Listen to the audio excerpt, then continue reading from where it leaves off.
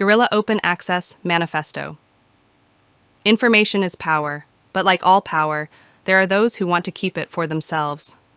The world's entire scientific and cultural heritage, published over centuries in books and journals, is increasingly being digitized and locked up by a handful of private corporations.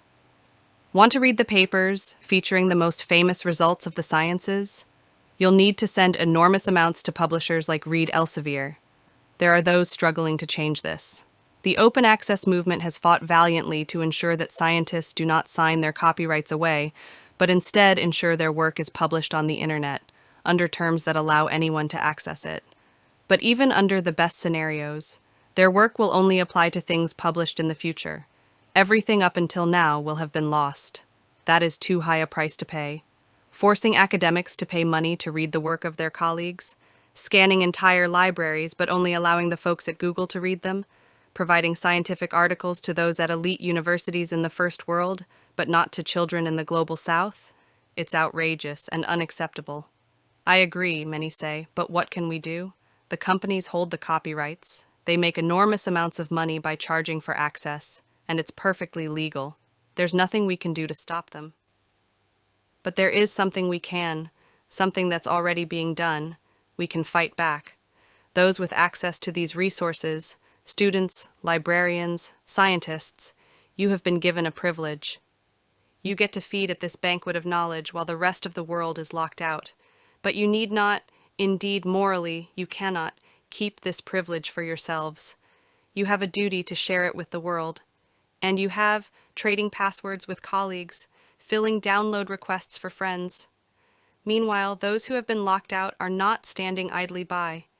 You have been sneaking through holes and climbing over fences, liberating the information locked up by the publishers and sharing them with your friends. But all of this action goes on in the dark, hidden underground. It's called stealing or piracy, as if sharing a wealth of knowledge were the moral equivalent of plundering a ship and murdering its crew. But sharing isn't immoral. It's a moral imperative. Only those blinded by greed would refuse to let a friend make a copy. Large corporations, of course, are blinded by greed. The laws under which they operate require it. Their shareholders would revolt at anything less. And the politicians they have bought off back them, passing laws giving them the exclusive power to decide who can make copies. There is no justice in following unjust laws.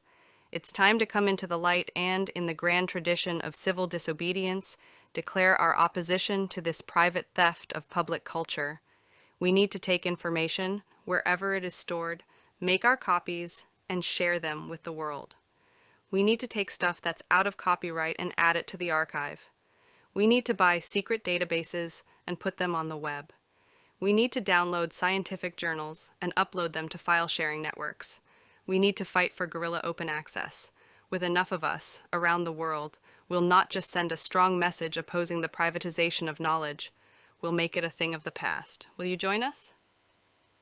Aaron Swartz, July 2008. Eremo, Italy.